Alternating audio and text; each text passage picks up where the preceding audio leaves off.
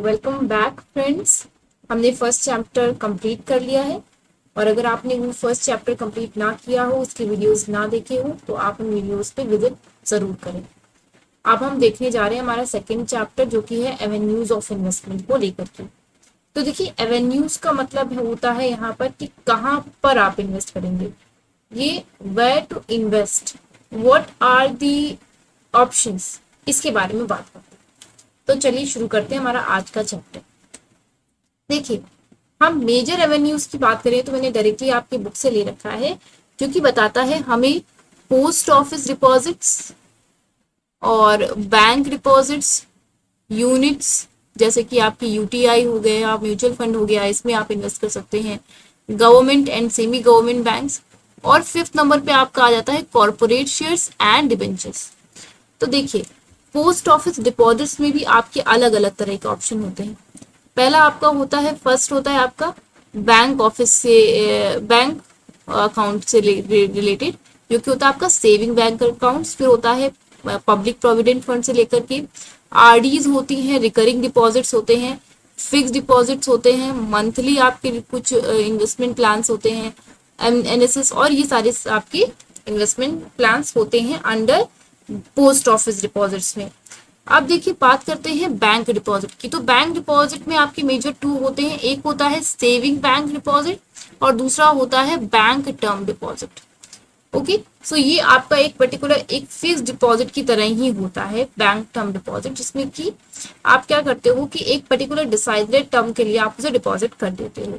Next आपका देखिए, ये तो हमने देख ही लिया था, यूटीज आपका आपका यूनिट ट्रस्ट ऑफ इंडिया जो था वो तो अब तो नहीं चल रहा है, बट इसके बारे में जानकारी होना जरूरी है। बात करते हैं गवर्नमेंट और सेमी गवर्नमेंट बॉन्ड जो होते हैं। तो देखिए ये वो बॉन्ड्स होते हैं जो कि पब्लिक सेक्टर कंपनीज इशू करती हैं। इसमें आपके कुछ रिलीफ दिए जाते हैं, 5%, 8% शेयर और वट। इस तरीके से शेयर्स भी होते हैं, बॉन्ड्स भी होते हैं, आपके इशू किए जाते हैं।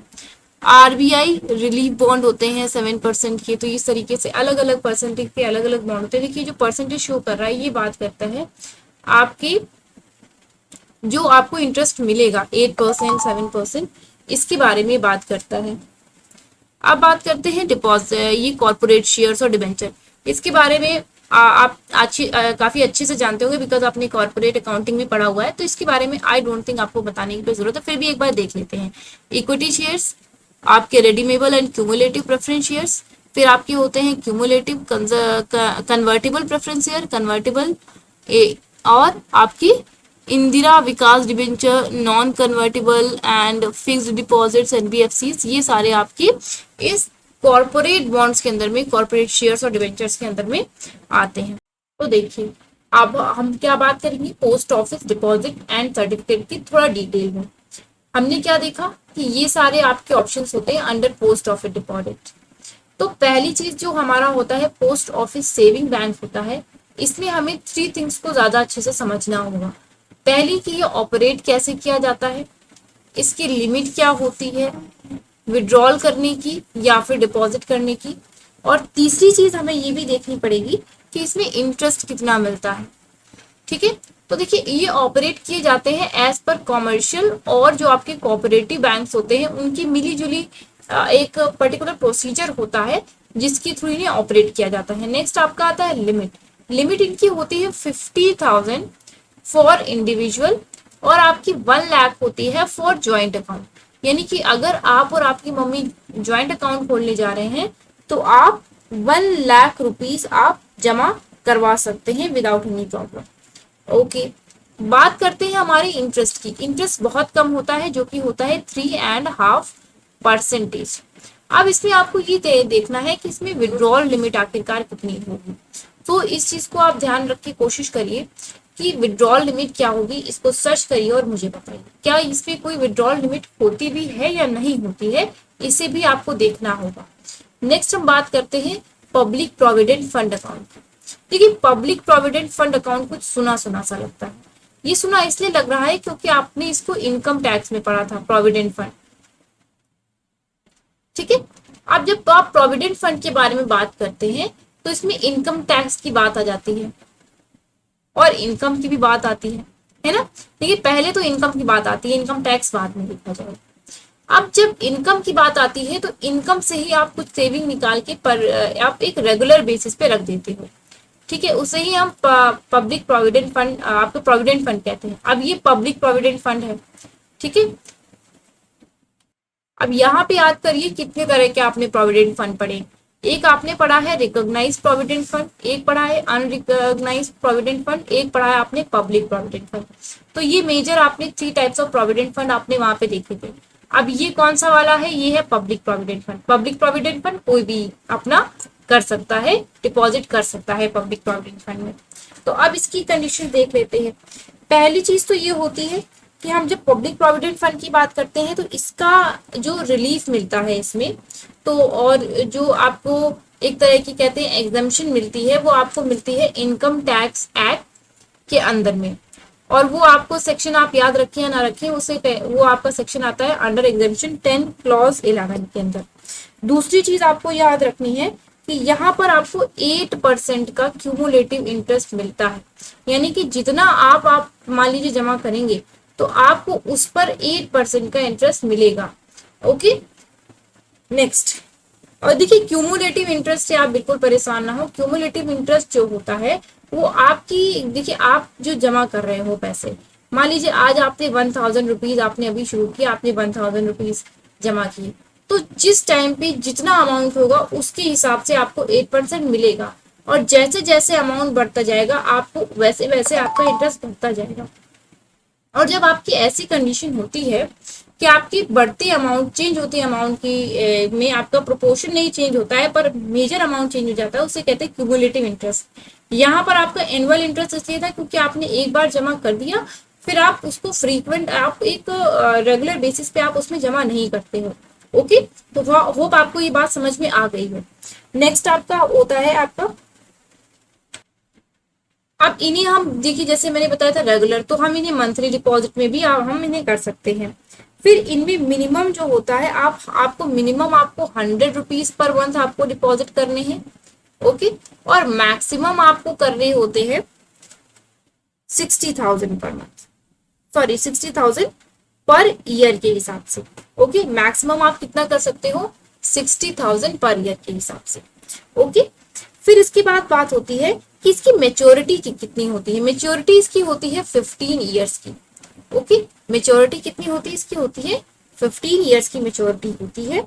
और यहाँ पर जो आपकी विड्रॉल की बात होती है उसमें आपका एक लॉक इन पीरियड होता है। लॉक इन पीरियड वो होता है आपका 5 ईयर का, यानी कि आफ्टर 5 ईयर आप पब्लिक प्रोविडेंट फंड में से आप अपना अमाउंट निकाल सकते हैं। ओके, तो आप अपना अमाउंट निकाल सकते हैं कब, जब आपके 5 ईयर कंप्लीट हो जाते हैं तो, ठीक है। फिर बात करते हैं विड्रॉल लिमिट जो होती है वो 50% ऑफ द बैलेंस होती है, ठीक है। वो कितनी होती है, वो आपकी होती है 50% ऑफ द बैलेंस होती है। और इसी में आपको क्या करना है कि जो 4th ईयर है, जो 50% होता है वो आपकी होती है, जैसे मान लीजिए आपने 4th ईयर के हिसाब से होती है। जैसे मान लीजिए आपने आपका पिछले 4th ईयर का एवरेज जोड़ लीजिए और उसी में आपका क्या रहेगा कि उसका 50% आप निकाल सकते हो। ओके, होप आपको बात भी समझ में आ गई होगी। तो withdrawal is limited to 50% of the balance at the end of the 4th year. Okay, जो भी बैलेंस आपका है उसको बैलेंस है 4th ईयर के एंड में, उसके हिसाब से आप 50% अमाउंट विड्रॉल कर सकते हो, राइट। अब बात करते हैं जो पीसीएस होता है वो नॉन ट्रांसफरेबल होता है, इसमें नॉमिनेशन की कोई फैसिलिटी नहीं होती है। Okay, so here there is not any facility of nomination, nomination नहीं होता है। ओके, ये आपको बहुत अच्छे से याद रखना है कि ये पीपीएफ में कोई भी नॉमिनेशन नहीं होता है।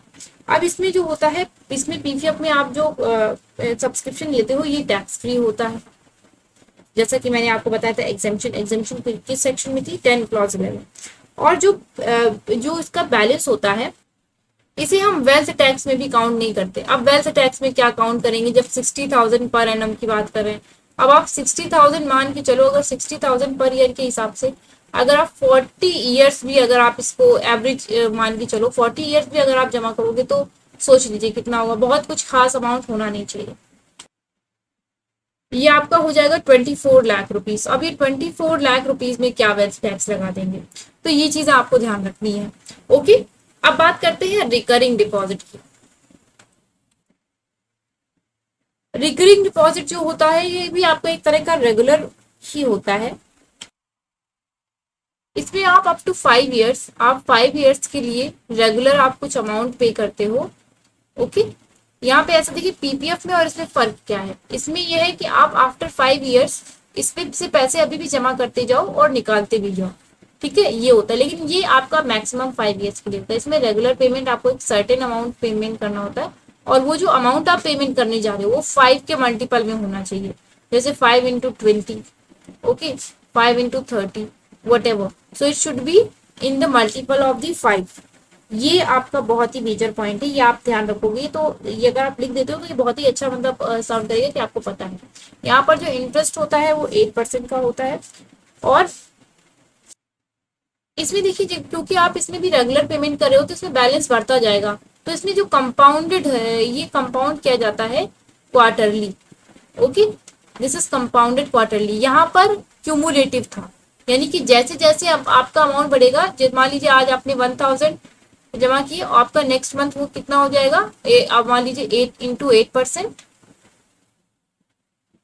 बाय 12, 1/12, इस तरह से आपका हो जाएगा। और फिर नेक्स्ट मंथ आपका 2000 हो गया, फिर 2000 में भी आपका जो 2000 हो गया, 2000 आपने डाला, और वो जो इंटरेस्ट का है, इंटरेस्ट का अमाउंट भी मान लीजिए आपको 8, इसका 8% कितना हो जाएगा, 8% आपने ऐड कर दिया, और फिर उस पर फिर आपने इस तरीके से करा और आपका सारा ये चीजें आ जाएंगी।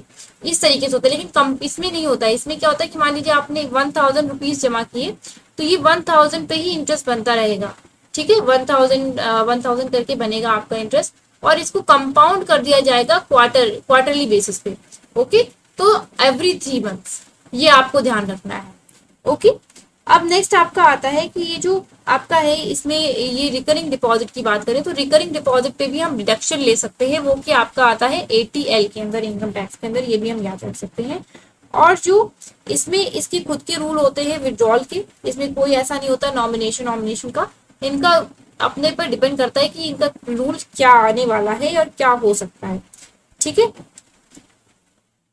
तो हमने इसमें देखा ये भी हमारे रेगुलर होते हैं। 5 के मल्टीपल में आपको अमाउंट जमा करना है, उसके बाद आपको पेमेंट कितना मिलेगा, परसेंटेज में, सॉरी, इंटरेस्ट कितना मिलेगा, 8% में मिलेगा, कंपाउंड किया जाएगा क्वार्टरली।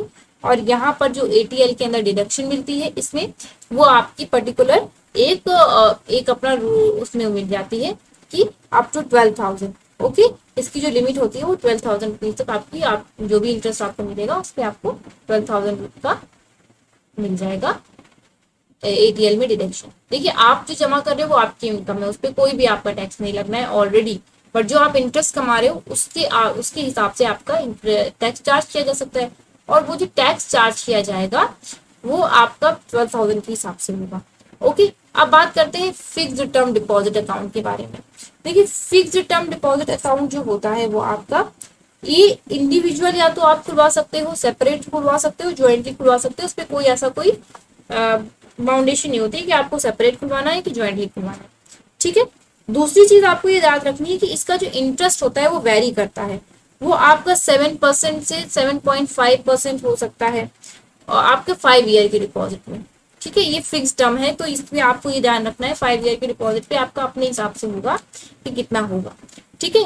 ये जो इसका इंटरेस्ट होता है वो हाफ ईयरली पे किया जाता है, ठीक है, एनुअल पे नहीं किया जाता है, ये हाफ ईयरली पे किया जाता है, इसको आपको ध्यान में रखना है। ओके, अब इसमें एक चीज ये आपको है कि ये आपका एग्जाम्प्ट किसके अंदर होता है, इसमें भी आपको पर्टिकुलर एग्जाम्पशन होती है, वो 12,000 पर एनअप के हिसाब से इसमें भी एग्जाम्पशन होती है, ठीक है। आपको एग्जाम्पशन याद रखना है, इंटरेस्ट याद रखना है, कैसे आप जमा करवा सकते हो, ये सारी कुछ कॉमन चीजें हैं जो आपको हर एक आपको सेक्शन में याद रखनी है। अब बात करते हैं मंथली इनकम स्कीम की। अब जैसा कि इसका नाम है, इसमें जो इंटरेस्ट होता है वो पर मंथ दिया जाता है, ठीक है। ओके, अब इसमें क्योंकि इंटरेस्ट पर मंथ है तो कितना देख लेते हैं, इंटरेस्ट कितना है, 8% का इंटरेस्ट होता है। इसमें एटीएल के अंदर आप डिडक्शन ले सकते हो, वो भी 12,000 पर एनम, ठीक है, 12,000 पर एनम के हिसाब से। आई थिंक मेरे हिसाब से अगर देखा जाए तो ये जो मंथली इनकम स्कीम है ये डेली वेज वर्कर्स के लिए होना चाहिए या हुआ किया गया होगा, क्योंकि यहाँ पर एक तो उनकी इनकम इतनी कम होती है तो उस पर अगर 8% का इंटरेस्ट देते हैं तो एक तरह से उनका भी फायदा थोड़ा बहुत हो जाएगा और बेटर रहेगा। ओके, अब बात करते हैं नेशनल सेविंग स्कीम 1992 के हिसाब से। नेशनल सेविंग स्कीम अगर हम देखें 1992 की, तो इसके अंदर क्या होता है कि एक तो पहली चीज ये एग्जेम्प्ट होता है अंडर सेक्शन 80 CCA। अभी तक ATL आपने इसमें भी देखा, इसमें भी देखा, इसमें भी देखा, ATL देखा। अब आप इसमें देखोगे 80 CCA, ठीक है। ये आई थिंक आपकी उस समय पे आई होगी, 1992 के टाइम पे इसको अनाउंस किया गया होगा। अब इसकी अगर बात करें तो इसका जो इंटरेस्ट रेट होता है वो भी 8% के हिसाब से होता है। अब आपको ये ध्यान में रखना है कि कहाँ पर 8% है, कहाँ पर 7 to 7.5% है। इसमें 7 to 7.5% है, यहाँ पर 8% है। क्वार्टरली आपका होता है, पब्लिक प्रोविडेंट फंड में 8% है। ये सारी चीजें आपको ध्यान रखनी होगी, कितना परसेंट कहाँ पर इंटरेस्ट है, कितने किस टाइम पे कंपाउंडेबल है, क्यूमुलेटिव है, किस तरह का है, या फिर एनुअल है। यहाँ पर एनुअल है, यहाँ पर क्यूमुलेटिव है, यहाँ पर कंपाउंडेड किया जाता है एवरी क्वार्टरली। ये सारी चीजें आपको अच्छे से रिवाइज करनी है, क्योंकि अगर आप इस शॉर्ट में भी पॉइंट्स वहां पे लिख देते हैं तो उनको ये पता रहेगा yes you know about it. तो ये आपको जानकारी होनी चाहिए। और देखिए जनरल अवेयरनेस के लिए भी काफी सारी चीजें बहुत जरूरी है। जैसे मान लीजिए आप खुद ही जमा करने जाना चाहो रिकरिंग डिपॉजिट में, आपको लगे नहीं मुझे फिक्स टर्म डिपॉजिट में डाल देना चाहिए, एज पर योर सुटेबिलिटी आप भी कुछ सेविंग करना पसंद करोगे, तो एक अवेयर पर्सन को ये सारी चीजें तो वैसे भी पता ही होनी चाहिए। एज पर माई इंटेंशन में ये पता होना अच्छी बात है। ओके, अब देखिए ये नेशनल सेविंग स्कीम 1992 में आप थोड़ा सा गलती हो जाती है तो कोई दिक्कत की बात नहीं, काफी पुरानी स्कीम है, मे बी अभी चल रही है कि नहीं चल रही है इस पे भी शक हो सकता है। तो ये आपके डिपेंड करता है, आपको पता ही नहीं पता। ये सारी चीजें अभी करंट में एग्जिस्ट कर रही हैं, तो ये अगर आपको पता नहीं होंगी तो उसमें प्रॉब्लम आ सकती है। अब इसमें भी मल्टीपल वाला कॉन्सेप्ट हो जाता है। रिकरिंग डिपॉजिट में मल्टीपल वाला कॉन्सेप्ट था, 5 के मल्टीपल वाला, राइट। अब यहाँ पर भी मल्टीपल वाला कॉन्सेप्ट हो जाता है। इसमें जो डिपॉजिट हो वो 100 के मल्टीपल में होनी चाहिए, ठीक है। इसमें क्या रहता है, इसमें एक छोटा सा अलग पॉइंट है कि जब आपका एंड होता है, मतलब आपका जो इंटरेस्ट डिपॉजिट किया जाता है इसमें, वो आपका 8% होगा, और वो ईच मंथ जो आपका आप एवरी मंथ डिपॉजिट कर रहे हो उसके लास्ट में वो आपका डिपॉजिट हो जाएगा आपके बैंक में। देखिए यहाँ पर थोड़ी सी जो आपकी बुक है उसमें थोड़ा सा गलत दिया हुआ है। आई थिंक एक तरफ 8 लिखा हुआ है, एक तरफ 10 लिखा हुआ है, तो ये थोड़ा सा कंफ्लिक्ट है। इस पे आप चेक करिएगा 8% होता है कि 10% होता है, तो और इसको आप कमेंट सेक्शन में अपडेट भी कर दीजिएगा। ओके, अब बात करते हैं आगे। देखिए इसमें क्या होता है, इसमें आपकी पासबुक भी दी जाती है और नॉमिनेशन फैसिलिटी भी होती है, ठीक है। ये आपका अगर देखिए तो इसमें कुछ वेरिएशन देखिए, इसमें भी लिखा भी हुआ है कि ये डिसकंटिन्यू कर दिया गया, तो इसके बारे में आपको पता कम होगा चलेगा, पर जो चीजें आपकी एग्जिस्ट कर रही है वो आपको पता होनी चाहिए। और मुझे लगता है कि आप में से कई लोगों तो पता ही होगा, कई लोगों का आपका अकाउंट भी हो सकता है, तो ये सारी चीजें आपको होती है, ठीक है। अब बात करते हैं नेशनल सेविंग सर्टिफिकेट की। देखिए नेशनल सेविंग सर्टिफिकेट की अगर बात करें तो इसमें भी रेट ऑफ इंटरेस्ट होता है 8%। ये कंपाउंड किया जाता है एवरी 6 मंथ। इसमें जो मेच्योरिटी होती है वो 6 ईयर्स की होती है, ठीक है। 6 ईयर्स की मेच्योरिटी होती है, 6 मंथ में कंपाउंड किया जाता है, 8% का इंटरेस्ट होता है, राइट। अब इसमें क्या रहता है कि इसमें अगर आपने जो इन्वेस्टमेंट किया है आपने नहीं उठाया तो वो आपका क्या माना जाएगा, वो ये मान लिया जाएगा कि आपने उसको री इन्वेस्ट कर दिया है, ठीक है। री इन्वेस्ट कर दिया यानी कि जैसे मान लीजिए आपने 1000 रुपीज है आपका 6 मंथ में, इसमें आपका 8% इंटरेस्ट मिला, ठीक है। 8% आपको इंटरेस्ट मिला। अब जो भी पैसा आपका आया होगा ना 6 मंथ में, वो इसमें ऐड करके फिर उसमें 8% लगाया जाएगा, तो इस तरीके से आपका फायदा होना है। अब बात करते हैं किसान विकास पत्र। किसान विकास पत्र काफी एक कंट्रोवर्शियल टॉपिक भी रह चुका है, और अच्छा भी है, एक तरह से लोगों को बहुत फायदा रहता है इसमें। ठीक है, किसान विकास पत्र की अगर बात करें तो ये एक तरह का सर्टिफिकेट होता है, ठीक है। इसमें आपका 10,000 50,000 जितना भी आप सर्टिफिकेट का करना चाहो वो उसके हिसाब से होता है। किसान विकास पत्र, मैं इसको ऊपर लिख देती हूँ। ओके, तो देखिए यहाँ पर बात करते हैं किसान विकास पत्र की, ठीक है। इसमें हम 10,000 50,000 जितना आप चाहो उस तरीके का सर्टिफिकेट ले सकते हो। इसमें जो इंटरेस्ट रेट होता है काफी हाई होता है, 9.46%। ओके, अब यहाँ पर ये होता है आपका पर एनम होता है, ये कंपाउंड रेट होता है, ठीक है। अब ये जो अमाउंट होता है वो डबल हो जाता है 6 ईयर में, ठीक है। मान लीजिए आपने 1 लाख रुपीज आपने जमा की, फिर आपका वो 6 ईयर्स में आपको डबल हो जाता है। ये भी इसमें एक फैसिलिटी है। फिर इसमें नॉमिनेशन की भी फैसिलिटी होती है। ठीक है। और किसान विकास पत्र जो होता है उसे ये ट्रांसफरेबल नहीं होता, इसे ट्रांसफर नहीं किया जा सकता। ठीक है, कि आप चाहो कि आप जाके किसी को अपने भाई को दे दो या फिर किसी को दे दो, तो ऐसा नहीं हो सकता। नॉमिनेशन फैसिलिटी होती है, आप नॉमिनेशन को बुलवाओ, नॉमिनी को बुलवाओ, आप उसको दे सकते हो, बट किसी और को ट्रांसफर नहीं कर सकते हो। ठीक है, तो ये सारी चीजें आप देख सकते हो। अब इसमें क्या है कि आप इसको इनकैश कब करा सकते हो, क्योंकि 6 ईयर्स का बड़ा पीरियड है थोड़ा, तो इसको इनकैश आप आफ्टर 2.5 ईयर आप इसको इनकैश करा सकते हो अपना एक स्पेसिफिक अमाउंट। लेकिन और जो आपका देखिए जो मेच्योरिटी पीरियड लेकिन जो होना चाहिए वो 6.5 ईयर होना चाहिए, तभी आप 2.5 ईयर करा सकते हो। इसमें टैक्स का कोई दिक्कत है नहीं। किसान की बात आ रही है तो भैया किसान में को वैसे ही वो कॉलोनियल पीरियड में इतना टैक्स दे चुके हैं, तो उससे टैक्स लेना क्या बनता है। ठीक है, तो ये था पोस्ट ऑफिस डिपॉजिट और सर्टिफिकेट के बारे में थोड़ा डिटेल में। इनको आप अगर याद कर लेते हैं तो एक अगर मान लीजिए लॉन्ग क्वेश्चन आ जाता है, वैसे तो इतना इंपॉर्टेंट मुझे लगता नहीं, पर अगर फिर भी आ जाता है तो आपको आप आसानी से लिख लेते हैं। ठीक है, अब आगे हमारा बात आएगी डिपॉजिट विद बैंक। देखिए डिपॉजिट विद बैंक आप एक बहुत ही इजी है। इसमें क्या रहता है, इसमें आपका होता है करंट अकाउंट, सेविंग अकाउंट और फिक्स अकाउंट। ठीक है ना, सेविंग अकाउंट आपका होगा, तो अगर आपके पापा का बिजनेस है उनका करंट अकाउंट होगा। फिक्स अकाउंट भी हो सकता है आपकी मम्मी का, क्योंकि वो बचाती होंगी पैसे तो फिक्स करवा रखे होंगे। ठीक है, तो करंट अकाउंट में क्या होता है, जब आप ह्यूज अमाउंट ऑफ मनी निकालते हो, मान लीजिए आप more than 1 lakh rupees per day का आपका ट्रांजेक्शन होता है, तो फिर ऐसे केस में आपको करंट अकाउंट की जरूरत पड़ती है। सेविंग अकाउंट क्या होता है, सेविंग अकाउंट आपका अकाउंट हो गया कि आपको भाई ज्यादा जरूरत नहीं पड़ती है, आपको 10,000 की जरूरत पड़ती है कभी एक महीने में, तो सेविंग अकाउंट की आपने बना रखा है और आप कहते हो पापा इसमें मेरी पॉकेट मनी आप ट्रांसफर कर दिया करो। ठीक है, फिक्स्ड अकाउंट क्या होता है, फिक्स्ड अकाउंट एक लॉक इन पीरियड वाला हो गया, वो आपको पता है। ठीक है, सेविंग अकाउंट में क्या होता है, सेविंग अकाउंट में आपको सबसे कम डिपॉजिट मिलता है।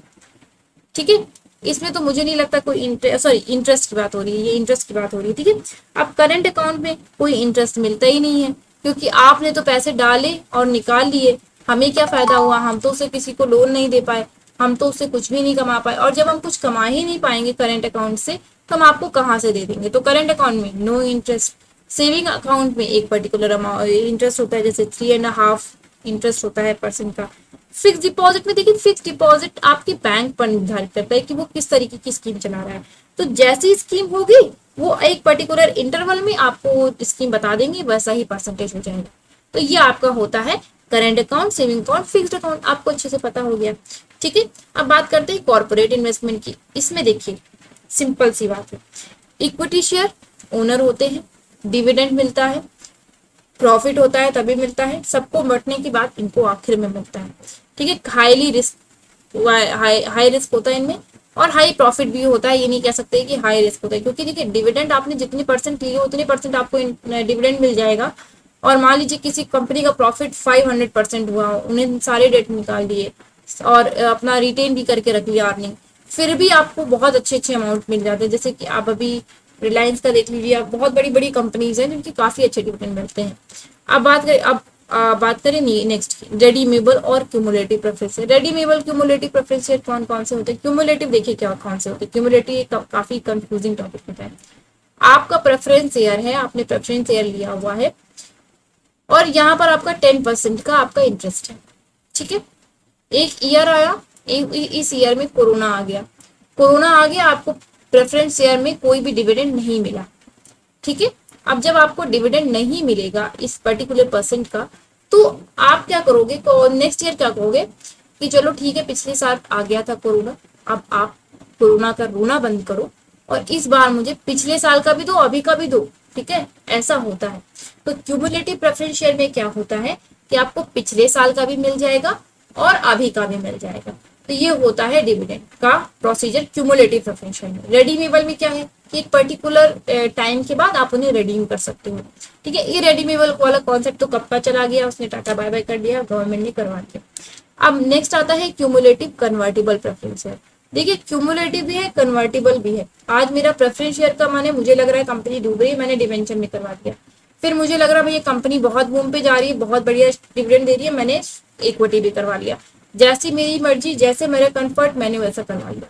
कन्वर्टिबल डिवेंचर में कौन से होते हैं, जिन्हें आप किन्हीं में भी कन्वर्ट कर सकते हो, शेयर में कन्वर्ट कर सकते हो, प्रेफरेंस शेयर में कन्वर्ट कर सकते हो, as per your wish, as per company condition, जैसा आप करना चाहो नेगोशिएशन के हिसाब से। ठीक है, फिर नॉन कन्वर्टेबल आपके डिबेंचर होते हैं। देखिए नॉन कन्वर्टेबल डिबेंचर वैसे तो एग्जिस्ट नहीं करते हैं, ठीक है, कि आपके एग्जिस्ट ना करें। और ऐसे कुछ, हाँ वैसे डिबेंचर की बात है, सॉरी इक्विटी में नहीं होता है आई थिंक, और आपको डिबेंचर में होता है, नॉन कन्वर्टेबल होता है, सॉरी।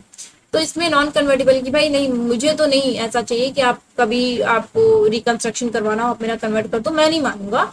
मुझे नॉन कन्वर्टेबल चाहिए, मुझे तो मेरा पैसा चाहिए, आप कैसे भी दो, आप इंसॉल्वेंट हो जाओ, आप बैंक करप्ट हो जाओ, आप अपना सेल कर दो, मुझे दो पैसे, ठीक है।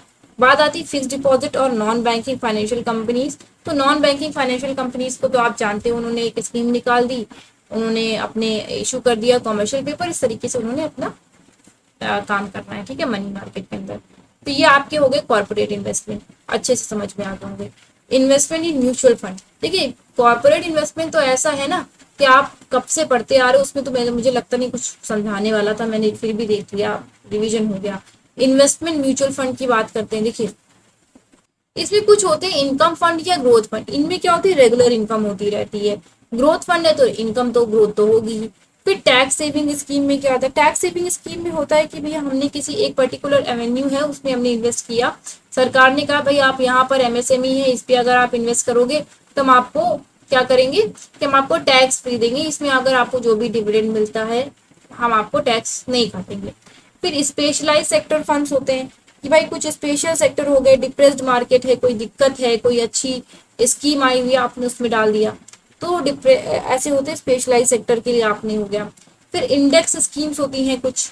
अब ये इंडेक्स स्कीम्स कौन सी नई चीज आ गई, देखिए इंडेक्स स्कीम जो होती हैं वो हमारी होती है जो स्टॉक एक्सचेंज से रिलेटेड होती है, क्योंकि वहां पर एक पर्टिकुलर इंडेक्स चलता रहता है ना। तो जो स्टॉक एक्सचेंज से रिलेटेड होती हैं, जैसे सेंसेक्स सेंसिटिव इंडेक्स, ठीक है, तो ये आपका सेंसेक्स हो गया, ये सब में जब आपकी स्कीम्स आती हैं तो वो आपकी इंडेक्स स्कीम्स कहलाती हैं।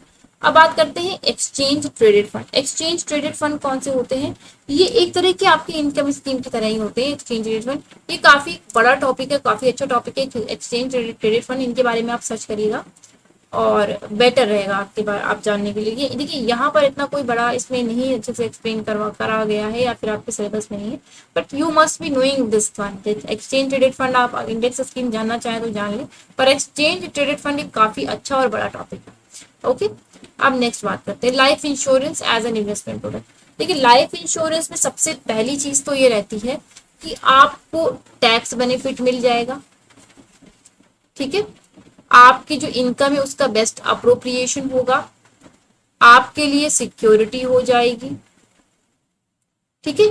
तो ये तीन चीजें आपको फायदा दे रही हैं, इंश्योरेंस, लाइफ इंश्योरेंस, ठीक है। तो यहाँ पर क्या है, आपने फुल प्रोटेक्शन मिल गया, आपने इजी इंस्टॉलमेंट फैसिलिटी दे दी, आपकी लिक्विडिटी मैनेज हो गई, जो भी आपकी लिक्विडिटी आपके पास थी, और टैक्स रिलीफ तो आपको मिलना ही है, वो हमने देख लिया, ठीक है। तो ये चीज आपको इसमें याद रखनी है। Fine, any problem. तो लाइफ इंश्योरेंस में क्या है, ये चार चीजें ध्यान रखनी है। और ये देखिए ATC टू ATU, आपको इसका ध्यान रखना है, इसको आपको ऑलवेज रिवाइज करते रहना है, बिकॉज इसमें आप जितनी भी स्कीम्स हैं इफ यू नो, सो आप क्या कर सकते हो, कोड कर सकते हो इजिली, राइट। अब नेक्स्ट बात करते हैं, देखिए इन्वेस्टमेंट प्रोग्राम क्या होता है। देखिए इन्वेस्टमेंट प्रोग्राम में क्या होता है, एक जैसे मैंने वो एक पॉलिसी, ओके ओके,